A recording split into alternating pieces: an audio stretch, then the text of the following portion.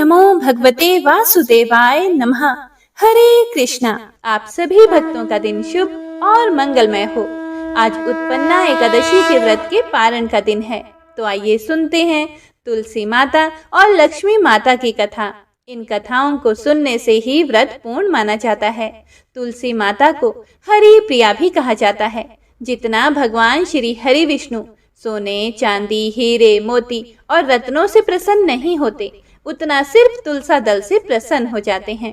सच्ची श्रद्धा भाव से तुलसी दल भगवान विष्णु को अर्पित करने से मनुष्यों के सभी संकट कट जाते हैं और मनोकामनाओं की पूर्ति होती है। तो सभी भक्तजन प्रेम से बोलिए, गौरी पुत्र गणेश भगवान की जय। बोलिए, लक्ष्मी नारायण भगवान की जय। ओम नमः शिवाय। एक बार भगवान विष्णु जी शेषनाग पर बैठे बैठे उदास हो गए और धरती पर जाने का विचार बनाया। धरती पर जाने का मन बनाते ही विष्णु जी जाने की तैयारियों में लग गए। अपने स्वामी को तैयार होता देखकर लक्ष्मी जी ने उनसे पूछा कि हे स्वामी, आप कहाँ जाने की तैयारी में लगे हैं? जिसके उत्तर में विष्णु जी ने कहा कि हे देवी, मैं धरती लोक पर घूमने जा रहा हूँ।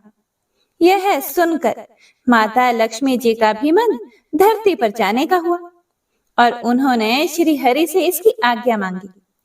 लक्ष्मी जी की प्रार्थना करने पर भगवान विष्णु जी बोले कि आप मेरे साथ चल सकते हो, लेकिन एक शर्त पर। अगर आप धरती पर पहुंचकर उत्तर दिशा की ओर ना देखें तो तभी मैं आपको अपने साथ लेकर जाऊंगा। यह सुनते ही माता लक्ष्मी जी तुरंत हाँ कर देती हैं और विष्णु जी के साथ धरती लोक पर जाने के लिए तैयार हो जाती हैं। माता लक्ष्मी जी और भगवान विष्णु जी सुबह सुबह धरती पर पहुंच गए। जब वे पहुंचे तब सूर्य देवता उदय हो ही रहे थे। कुछ दिनों पहले ही बरसात हुई थी, इसीलिए धरती पर चारों ओर हरियाली ही हरियाली थी। धरती बेहद ही सुंदर दिखाई दे रही थी। इसीलिए माँ लक्ष्मी जी मंत्र मुग्ध होकर धरती के चारों ओर देख रही थी। माँ लक्ष्मी जी भूल गई कि पति को क्या वचन देकर साथ आई है। अपनी नजर घुमाते हुए उन्होंने कब उत्तर दिशा की ओर देखा, उन्हें पता ही नहीं चला। मन ही मन में मुग्ध हुई माता लक्ष्मी जी ने जब उत्तर दिशा की ओर देखा तो उन्हें एक सुंदर बगीचा नजर आया। उस ओर से भीनी भीनी खुशबू आ रही थी। बगीचे में बहुत ही सुंदर सुंदर फूल खिले हुए थे। फूलों को देखते ही माँ लक्ष्मी बिना सोचे समझे उस खेत में चली गई और एक सुंदर सा फूल तोड़कर लाई। फूल तोड़ने के बाद जैसे ही माँ लक्ष्मी जी भगवान विष्णु के पास वापस लौट कर आई, तब भगवान विष्णु जी की आंखों में आंसू भरे थे। माँ लक्ष्मी जी के हाथ में फूल देखकर विष्णु जी बोले कि कभी भी किसी से बिना पूछे उसका कुछ भी नहीं लेना चाहिए, और साथ ही माँ लक्ष्मी जी को विष्णु जी को दिया हुआ वचन भी याद दिलाया। माँ लक्ष्मी जी को जब अपनी भूल का आभास हुआ तो उन्होंने भगवान के सामने इस भूल की क्षमा मांगी। विष्णु जी ने कहा कि आपने जो भूल की है उसकी सजा तो आपको अवश्य मिलेगी। जिस माली के खेत से आपने बिना पूछे फूल तोड़ा है, यह एक प्रकार की चोरी है। इसीलिए अब आप 3 वर्षों तक माली के घर नौकर बनकर रहो। उसके बाद मैं आपको वैकुंठ में वापस बुलाऊंगा। भगवान विष्णु जी का आदेश मानकर माता लक्ष्मी जी चुपचाप सर झुकाकर मान स्वीकार किया। जिसके बाद माँ लक्ष्मी जी ने एक गरीब औरत का रूप धारण किया और उस खेत के मालिक के घर गई। माधव नाम के उस मालिक का एक झोपड़ा था, जहां माधव पत्नी, 2 बेटे और 3 बेटियों के साथ रहता था। माता लक्ष्मी जी जब एक साधारण औरत बनकर माधव के झोंपड़े पर पधारी तो माधव ने पूछा कि बहन, आप कौन हो? तब माँ लक्ष्मी ने कहा कि मैं एक गरीब औरत हूँ, मेरी देखभाल करने वाला कोई नहीं। मैंने कई दिनों से खाना भी नहीं खाया। मुझे कोई भी काम दे दो, मैं तुम्हारे घर का काम किया करूंगी और इसके बदले में आप मुझे अपने घर के एक कोने में आसरा दे देना। माधव बहुत ही अच्छे दिल का मालिक था, उसे उन पर दया आ गई। लेकिन उसने कहा, बहन, मैं तो बहुत ही गरीब हूँ। मेरी कमाई से मेरे घर का खर्च काफी कठिनाई से चलता है। लेकिन अगर मेरी 3 बेटियां हैं, उसकी जगह अगर 4 बेटियां होती तो भी मुझे गुजारा करना था। अगर आप मेरी बेटी बनकर और जैसा रूखा सूखा हम खाते हैं उसमें खुश रह सकती हो तो बेटी अंदर आ जाओ। माधव ने माँ लक्ष्मी जी को अपने झोंपड़े में शरण दे दी और माँ लक्ष्मी जी 3 साल तक उस माधव के घर पर नौकरानी बनकर रही। कथा के अनुसार कहा जाता है कि जिस दिन माँ लक्ष्मी जी माधव के घर आई थी, उसके दूसरे दिन ही माधव को फूलों से इतनी आमदनी हुई कि शाम को उसने एक गाय खरीद ली। फिर धीरे धीरे माधव ने जमीन खरीद ली और सबने अच्छे अच्छे कपड़े भी बनवा लिए। कुछ समय बाद माधव ने एक बड़ा पक्का घर भी बनवा लिया। माधव हमेशा सोचता था कि मुझे यह सब इस महिला के आने के बाद ही मिला है। इस बेटी के रूप में मेरी किस्मत आ गई है। एक दिन माधव जब अपने खेतों से काम खत्म करके घर आया तो उसने अपने घर के द्वार पर गहनों से लदी एक देवी स्वरूप औरत को देखा। जब वह पास गया तो उसे आभास हुआ कि यह तो मेरी मुंह बोली चौथी बेटी यानी वही औरत है। कुछ समय के बाद वह समझ गया कि यह देवी कोई और नहीं बल्कि स्वयं माँ लक्ष्मी जी है। यह जानकर माधव बोला कि हे माँ, मुझे क्षमा कर दो। हमने आपसे अनजाने में ही घर और खेत में काम करवाया। हे माँ, यह हमसे कैसा अपराध हो गया। माँ, हम सबको माफ कर दो। यह सुनकर माँ लक्ष्मी जी मुस्कुराई और बोली कि हे माधव, तुम तो बहुत ही अच्छे और दयालु व्यक्ति हो। तुमने मुझे अपनी बेटी की तरह रखा, अपने परिवार का सदस्य बनाया। इसके बदले मैं तुम्हें वरदान देती हूँ कि तुम्हारे पास कभी भी खुशियों की और धन की कमी नहीं रहेगी। तुम्हें सारे सुख मिलेंगे जिसके तुम हकदार हो। इसके बाद माँ लक्ष्मी जी अपने स्वामी श्री हरि के द्वारा भेजे रथ में बैठकर वैकुंठ लोक चली गई। हे माँ, मेरी नम्र विनती है कि जैसे माधव पर कृपा दृष्टि रखी वैसी ही कृपा दृष्टि हमारे समाज और देश पर रखना। कथा को सुनने वाले, सुनाने वाले और हुंकारा भरने वाले सभी भक्त जनों पर रखना। तो प्रेम से बोलिए लक्ष्मी नारायण भगवान की जय। आइए अब बड़ी ही श्रद्धा और प्रसन्नचित मन से मनोकामनाओं को पूरी करने वाली तुलसी माता की कथा को सुनते हैं। तुलसी माता की कथा को सुने बिना व्रत पूर्ण नहीं माना जाता। तो प्रेम से बोलिए तुलसी शालिग्राम की जय। एक बार एक गांव में एक बुजुर्ग महिला रहा करती थी। वह प्रतिदिन पूजा पाठ किया करती थी। वह रोज तुलसी माँ की पूजा करती थी और वह बुजुर्ग महिला रोज तुलसी माता से कहती, हे तुलसी माँ, तुम मुझे बहू दे, पीताम्बर की धोती दे, मीठा मीठा घास दे, वैकुंठ में वास दे, चटक की चाल दे, पटक की मौत दे, चंदन का काठ दे, रानी का काज दे, दाल भात का भोजन दे, 11 की मौत दे और कृष्ण जी का कंधा दे। वह बुजुर्ग महिला हर महीने में तुलसी माता की रोज पूजा करती थी और उनके बिरले को रोज सींचती। तुलसी माता बुजुर्ग महिला की बात सुनकर धीरे धीरे सूखने लगी। तभी भगवान श्री कृष्ण जी ने देखा कि तुलसी माता सूख रही है और तभी एक दिन भगवान श्री कृष्ण तुलसी माता जी के पास प्रकट हुए और भगवान श्री कृष्ण जी ने तुलसी माता से पूछा, तुम क्यों सूख रही हो? सभी महिलाएं तुम्हारी पूजा करती हैं और तुमको रोज सींचती हैं, लेकिन फिर भी तुम सूखती जा रही हो। इसका कारण क्या है? जिसके बाद तुलसी माता ने भगवान श्री कृष्ण जी से कहा कि हे प्रभु, एक बुजुर्ग महिला मेरे पास रोज आती है और रोज एक ही बात बोलती है कि हे तुलसी माता, सबकी दाता, मैं तेरा बिरला सींचती हूँ, तुम मुझे बहू दे, पीताम्बर की धोती दे, मीठा मीठा घास दे, वैकुंठ में वास दे, चटक की चाल दे, पटक की मौत दे, चंदन का काठ दे, रानी सा राज दे, दाल भात का भोजन दे, ग्यारस की मौत दे और कृष्ण जी का कांधा दे। मैं उस बुजुर्ग महिला की सारी मनोकामनाएं पूरी कर सकती हूँ, लेकिन उसकी एक मनोकामना पूरी नहीं कर सकती। मैं कृष्ण जी का कंधा कहाँ से दूंगी?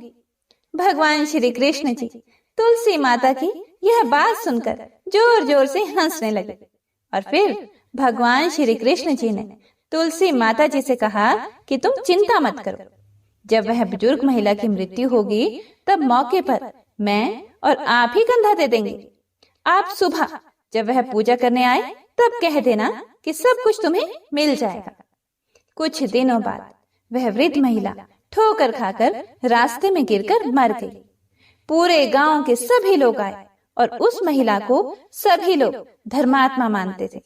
उसको तुलसा जी की डोकरी कहते थे। उसके परिवार में कोई भी नहीं था, इसीलिए गांव वालों ने ही उसके अंतिम संस्कार करने की योजना बनाई और उसे नहलाकर जब वैकुंठी पर बैठाने के लिए उसे उठाने लगे तो उसका मृत शरीर इतना भारी हो गया था कि उसे कोई उठा नहीं पाया। यह सब देखकर वहां के सभी लोग तरह तरह की बातें करने लगे और कहने लगे कि यह इतना पूजा पाठ करती थी, हर समय माला फेरती थी, इसीलिए यह इतनी भारी हो गई है। वहीं पूरे गांव में चर्चा होने लगी कि डोकरी माई कोई भक्ति नहीं करती थी, यह छल कपट करती थी। हम जिसे धर्मात्मा समझते थे वह पापी है, जो कि किसी से भी नहीं उठ पा रही है। यह इसके कर्मों की सजा है। इधर भगवान ने सोचा कि मेरे भक्तों की निंदा हो रही है, इसीलिए भगवान ने बूढ़े ब्राह्मण का भेष धारण करके वहां पर आए और वहां पर जितने भी लोग इकट्ठे हुए थे उनसे पूछने लगे कि यहाँ पर इतनी भीड़ क्यों लगी है, जिससे लोग कहने लगे कि यह डोकरी माई मर गई है और पाप इतना था कि जिससे यह उठ ही नहीं पा रही है। सब उठा उठा कर थक गए।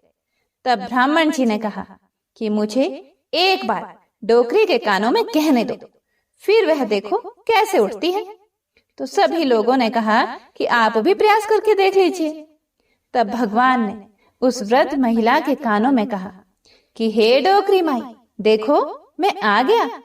और जो भी बुढ़िया माई पूजा करते समय शब्द कहती थी वह शब्द उसके कानों में कहने लगे, तू बिरला सिंचे मेरा, मैं करूं निस्तारा तेरा।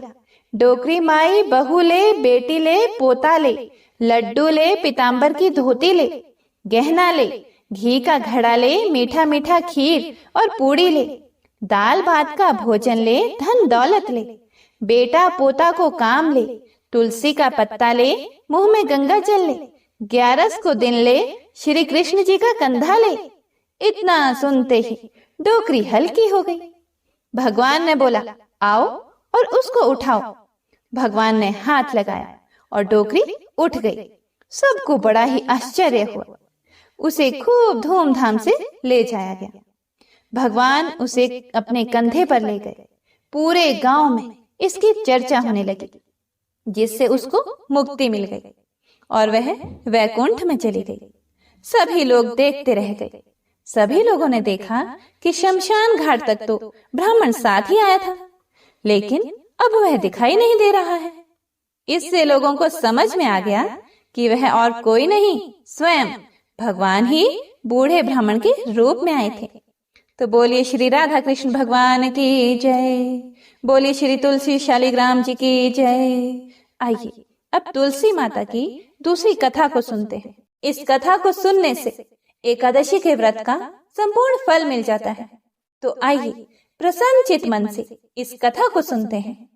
कथा के अनुसार एक कुटुंब में ननंद तथा भाभी साथ में रहते थे। ननंद का विवाह अभी नहीं हुआ था। वह तुलसी के पौधे की बहुत सेवा किया करती थी, लेकिन उसकी भाभी को यह सब कुछ बिल्कुल भी पसंद नहीं था। जब कभी भी उसकी भाभी को अत्यधिक गुस्सा आता तब वह उसे ताना देते हुए कहती कि जब तुम्हारा विवाह होगा तो मैं तुलसी ही बरातियों को खाने को दूंगी और तुम्हारे दहेज में भी तुलसी ही दूंगी। कुछ समय बीत जाने पर ननंद का विवाह पक्का हुआ। विवाह के दिन भाभी ने अपने कहे अनुसार मतलब जैसा कि वह हमेशा बोला करती थी कि तुम्हारे विवाह में बारातियों को तुलसी ही खाने को दूंगी और दहेज में भी तुलसी ही दूंगी। तो भाभी ने बारातियों के सामने तुलसी का गमला फोड़ दिया और बारातियों को उसे खाने के लिए कहा। तुलसी माता की कृपा से वह फूटा हुआ गमला अनेकों स्वादिष्ट पकवानों में बदल गया। भाभी ने गहनों के नाम पर तुलसी की मंजरी से बने हुए गहने पहना दिए और वे भी सुंदर सोने जवाहरात में बदल गए। भाभी ने वस्त्रों के स्थान पर तुलसी का जनेऊ रख दिया और वह रेशमी तथा सुंदर वस्त्रों में बदल गया। जब ननंद ससुराल पहुंची तो उसके ससुराल में उसके दहेज की बहुत प्रशंसा की गई। जब यह बात भाभी के कानों तक पहुंची तो उसे बड़ा ही आश्चर्य हुआ। उसे अब तुलसी माता की पूजा का महत्व समझ में आया। भाभी की एक लड़की थी। वह अपनी लड़की से कहने लगी कि तुम भी तुलसी की सेवा किया करो, तुम्हें भी बुआ की तरह फल मिलेगा। वह जबरदस्ती अपनी बेटी से तुलसी माता की सेवा करने को कहती, लेकिन लड़की का मन तुलसी सेवा में नहीं लगता था। लड़की के बड़े होने पर उसके विवाह का समय आ गया। तब भाभी सोचती है कि जैसा व्यवहार मैंने अपनी ननंद के साथ किया था वैसा ही मैं अपनी लड़की के साथ भी करती हूँ, तो यह भी गहनों से लद जाएगी और बारातियों को खाने में पकवान मिलेंगे। ससुराल में इसे भी बहुत इज्जत मिलेगी। यह सोचकर वह बारातियों के सामने तुलसी का गमला फोड़ देती है, लेकिन इस बार गमले की मिट्टी ही रही, मंजरी तथा पत्ते भी अपने रूप में ही रहे। जनेऊ भी अपना रूप नहीं बदलता है। सभी लोगों तथा बारातियों द्वारा भाभी की बुराई की जाती है। लड़की के ससुराल वाले भी लड़की की बुराई करते हैं। भाभी कभी भी ननंद को घर नहीं बुलाती थी। भाई को बहन की याद आती है तो भाई ने सोचा बहुत समय हो गया, मैं बहन से मिल कर आता हूँ। उसने अपनी पत्नी से कहा और कुछ उपहार बहन के पास ले जाने की बात कही। भाभी ने थैले में ज्वार भर कर दे दिया और कहा और कुछ नहीं है, तुम यही ले जाओ। वह दुखी मन से बहन के पास चल पड़ा। वह सारे रास्ते सोचता रहा कि कोई भाई अपनी बहन के घर ज्वार कैसे ले जा सकता है। यह सोचकर वह एक गौशाला के पास रुका और ज्वार का थैला गाय के सामने पलट दिया। तभी गाय पालने वाले ने कहा कि आप गाय के सामने हीरे मोती तथा सोना क्यों डाल रहे हो। यह देखकर भाई को बड़ा ही आश्चर्य हुआ और उसने सभी हीरे मोती तथा सोना वापस अपने थैले में रख लिया। भाई ने सारी बात अपनी बहन को बताई और बड़ी खुशी खुशी उसने सारे हीरे मोती और जेवर अपनी बहन को दिए। दोनों भाई बहन एक दूसरे को देखकर अत्यंत प्रसन्न हुए।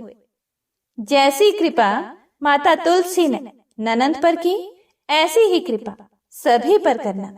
बोलिए श्री तुलसी माता शालिग्राम भगवान की जय। बोलिए श्री लक्ष्मी नारायण भगवान की जय। आइए अब तुलसी जी की तीसरी कथा को सुनते हैं। इस कथा को पूरा सुनने से सभी मनोकामनाएं पूर्ण हो जाती हैं। सावर्णी मुनि की पुत्री तुलसी अपूर्व सुंदरी थी। उनकी इच्छा थी कि उनका विवाह भगवान नारायण के साथ हो। इसके लिए उन्होंने नारायण पर्वत की घाटी में स्थित बद्री वन में घोर तपस्या की। दीर्घ काल तक तपस्या के उपरांत ब्रह्मा जी ने प्रसन्न होकर दर्शन दिए और वर मांगने को कहा। तुलसी जी ने कहा, हे सृष्टिकर्ता, हे ब्रह्मदेव, आप अंतर्यामी हैं, सबके मन की बात जानते हैं। फिर भी मैं अपनी इच्छा आपसे बताती हूँ। मैं चाहती हूँ कि भगवान श्री नारायण मुझे पति रूप में मिले। ब्रह्मा जी ने कहा, तुम्हारा अभीष्ट तुम्हें अवश्य मिलेगा। अपने पूर्व जन्म में किसी अपराध के कारण तुम्हें श्राप मिला है। इसी प्रकार भगवान श्री नारायण के एक पार्षद को भी दानव कुल में जन्म लेने का श्राप मिला है। दानव कुल में जन्म लेने के बाद भी उसमें नारायण का अंश विद्यमान रहेगा। इसीलिए इस जन्म में पूर्व जन्म के पाप के शमन के लिए संपूर्ण नारायण तो नहीं मिलेंगे, लेकिन नारायण के अंश से युक्त दानव कुल में जन्मे उस शापग्रस्त पार्षद से तुम्हारा विवाह होगा। शाप मुक्त होने पर भगवान श्री नारायण सदा सर्वदा के लिए तुम्हारे पति हो जाएंगे। तुलसी जी ने ब्रह्मा के इस वर को स्वीकार किया, क्योंकि मानव कुल में जन्म के कारण उस मायावी भोग को तो भोगना ही था। तुलसी जी बद्री वन में ही रहने लगी। नारायण का वह पार्षद दानव कुल में जलंधर के नाम से पैदा हुआ था। कुछ दिनों बाद वह भ्रमण करता हुआ बद्री वन में आया।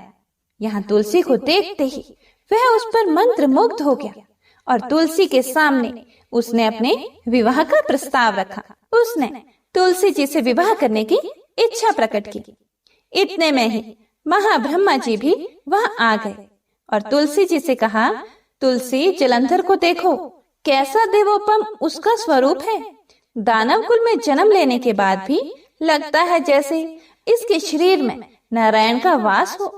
तुम प्रस्ताव को सहर्ष स्वीकार कर लो। तुलसी को भी लगा कि उसकी तपस्या पूर्ण हुई, उसे इच्छित फल मिला है। जलंधर के साथ उसका गंधर्व विवाह हो गया और वह जलंधर के साथ उसके महल में पत्नी बनकर आ गई। जलंधर ने अपनी परम सुंदरी सती साध्वी पत्नी तुलसी के साथ बहुत दिनों तक राज्य किया। उसने अपने राज्य का इतना विस्तार किया कि देवलोक तक उसके अधिकार में आ गया। स्वर्ग का सुख भोगने वाले देवताओं की दशा भिखारियों जैसी हो गई। जलंधर किसी को कष्ट नहीं देता था, पर अधिकार और राज्य छीन जाने से सारे देवता मिलकर ब्रह्मा, विष्णु और शिव जी की सभा में गए तथा अपनी विपत्ति सुनाई। ब्रह्मा जी ने कहा, तुलसी परम साध्वी है, उसका विवाह जलंधर से मैंने ही कराया था। जलंधर को तब तक नहीं हराया जा सकता या मारा जा सकता जब तक तुलसी को ना छला जाए। विष्णु जी ने कहा, जलंधर पूर्व जन्म में मेरा पार्षद था। श्राप के कारण उसे दैत्य कुल में जन्म लेना पड़ा। इस जन्म में भी मेरा अंश उसमें व्याप्त है। साथ ही तुलसी के पति व्रत धर्म से वह अजय है। फिर देवताओं की सहमति से भगवान शिव ने जलंधर के पास संदेश भेजा कि या तो वह देवताओं को राज्य लौटा दे या फिर उनसे युद्ध करे। जलंधर शंकर के पास पहुंचा। उसने कहा, देवाधिदेव, आपके लिए देवताओं का पक्ष लेना उचित नहीं है। राज्य बढ़ाना हर राजा का कर्तव्य है। मैं किसी को दुखी नहीं कर रहा हूँ। देवताओं से कहिए कि वे मेरी प्रजा बनकर रहे। मैंने आपका कोई भी अपमान नहीं किया है। हमारा आपका युद्ध शोभा नहीं देता है। अगर आप हार गए तो बड़ी लज्जा की बात होगी। मैं हार गया तो आपकी कीर्ति बहुत अधिक नहीं बढ़ेगी। भगवान शंकर फिर हंसने लगे। वे तो सब रहस्य समझते थे। तुलसी और जलंधर के पूर्व जन्म के श्राप की अवधि लगभग पूरी हो चुकी थी। फिर शंकर जी बोले, इसमें कीर्ति और लज्जा की बात क्या है? तुम देवों को राज्य लौटाकर उन्हें उनके पद पर प्रतिष्ठित होने दो। युद्ध से बचने का यही एक उपाय है। जलंधर ने कहा, मैंने युद्ध के बल से देवलोक जीता है। कोई उसे युद्ध के द्वारा ही वापस ले सकता है। यह है मेरा अंतिम उत्तर है। अब मैं जा रहा हूँ। ऐसा कहकर जलंधर चला गया। उसने अपनी पत्नी तुलसी को सारी बातें बताई और कहा, कर्म भोग सब काल सूत्र में बंधा है। जीवन में हर्ष, शोक, भय, सुख, दुख, मंगल, अमंगल काल के अधीन है। हम तो केवल निमित्त हैं। संभव है भगवान शिव देवों का पक्ष लेकर मुझसे युद्ध करे। तुम चिंता मत करना, तुम्हारा सती तेज मेरी रक्षा करेगा। दूसरे दिन भगवान शंकर के नेतृत्व में देवताओं ने युद्ध छेड़ दिया। जलंधर ने भीषण बाणों की वर्षा कर उनका वेग रोका। उसके प्रहार से देवता डगमगाने लगे। उसने दानवी शक्ति का प्रयोग करके मायावी युद्ध आरंभ किया। युद्ध स्थल पर वह किसी को भी दिखाई नहीं देता था, पर उसके अस्त्र शस्त्र प्रहार कर देवों को घायल कर रहे थे। देवगण अपने अस्त्र चलाएं तो किस पर चलाएं, क्योंकि कोई शत्रु सामने था ही नहीं। कई दिनों तक इस तरह भयंकर युद्ध चला। जलंधर पराजित नहीं हुआ। तब शिव जी ने विष्णु से कहा, विष्णु कुछ तो उपाय करो, अन्यथा मेरा तो सारा यश मिट्टी में मिल जाएगा। विष्णु जी ने सोचा, बल से तो जलंधर को हराया नहीं जा सकता, इसीलिए छल का सहारा लेना ही पड़ेगा। उन्होंने तुरंत अपना स्वरूप जलंधर जैसा बनाया और अस्त्र शस्त्र से सुसज्जित हो तुलसी जी के पास पहुंच गए। बोले, प्रिय, मैं युद्ध जीत गया, सारे देवता भगवान शंकर समेत हार गए। इस खुशी में आओ, मैं तुम्हें अपने अंग से लगा लूं। पति को प्रत्यक्ष खड़ा देखकर तथा विजय का समाचार सुनकर वह दौड़कर मायावी जलंधर के गले से लिपट गई। इस प्रकार पति पत्नी दोनों ने आलिंगन होकर खूब खुशी मनाई। पर पुरुष के साथ इस प्रकार के व्यवहार से उसका सती तेज नष्ट हो गया। उसका सती तेज जो जलंधर की कवच के रूप में रक्षा कर रहा था, वह कवच नष्ट हो गया। जलंधर शक्तिहीन हो गया। यह जानते ही भगवान शंकर ने अपने त्रिशूल से प्रहार किया। त्रिशूल के लगते ही जलंधर जलकर भस्म हो गया। जलंधर के मरने को जानकर विष्णु अपने असली रूप में आ गए। सामने अपने पति जलंधर के स्थान पर भगवान विष्णु को खड़ा देखकर तुलसी बहुत विस्मित हुई। उसको पता लग गया कि स्वयं नारायण ने उसके साथ छल किया है। क्रोध में आकर तुलसी जी ने श्राप दिया, एक सती स्त्री का स्तित्व भंग करने के अपराध में तुम हृदयहीन पत्थर हो जाओ। विष्णु जी ने तुलसी के श्राप को शिरोधार्य कर कहा, देवी, तुम्हारे तथा जलंधर के कल्याण के लिए मुझे ऐसा करना पड़ा। तुम दोनों को श्राप मुक्त करना था। तुम भी अब अपना शरीर त्याग कर तुलसी बिरवा के रूप में जन्म लोगी और मेरी पूजा तुलसी दल से होगी। मैं शालिग्राम पत्थर बनूंगा। मेरे शीश पर तुम आदर से विराजमान होंगी। तुम्हारे पति की हड्डियों के चूर्ण से शंख की उत्पत्ति होगी। उस शंख ध्वनि से देवताओं तथा मेरी पूजा आराधना होगी। जहाँ शंख ध्वनि होगी वहाँ मंगलमय मैं विराजमान रहूंगा। तुमने पूर्व जन्म में बद्री वन में मुझे पाने के लिए बड़ी तपस्या की थी। अब अगले जन्म में मैं नारायण प्रस्तर के रूप में बद्रीनाथ वन में स्थापित होऊंगा और मेरी पूजा अर्चना फल फूल से ना होकर तुम्हारी तुलसी दल से होगी। मेरे शीश पर विराजमान होकर तुम मुझसे भी ऊंचा पद प्राप्त करोगे। बोलिए श्री लक्ष्मी नारायण भगवान की जय। बोलिए श्री तुलसा जी शालिग्राम जी की जय। श्री तुलसी महारानी करो विनय सिर नाए, जो मम हो संकट विकट दीजे मात नशाए। नमो नमो तुलसी महारानी, महिमा मित ना जाए बखानी। दियो विष्णु तुमको सन्माना, जग में छायो सुअश्य महाना।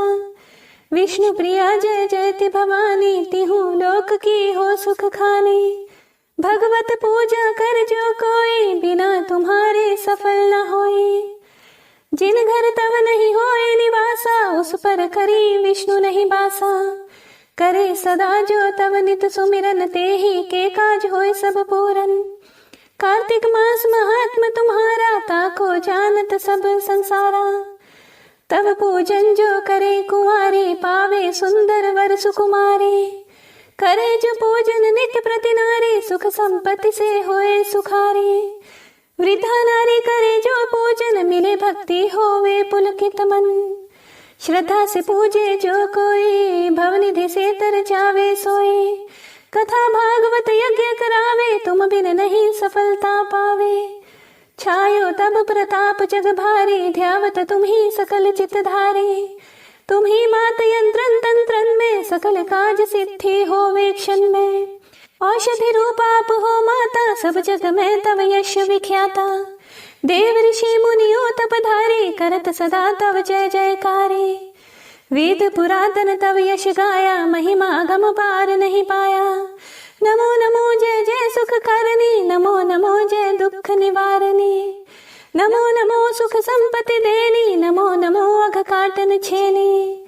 नमो नमो भक्तन दुख हरनी, नमो नमो दुष्टन मद छेनी।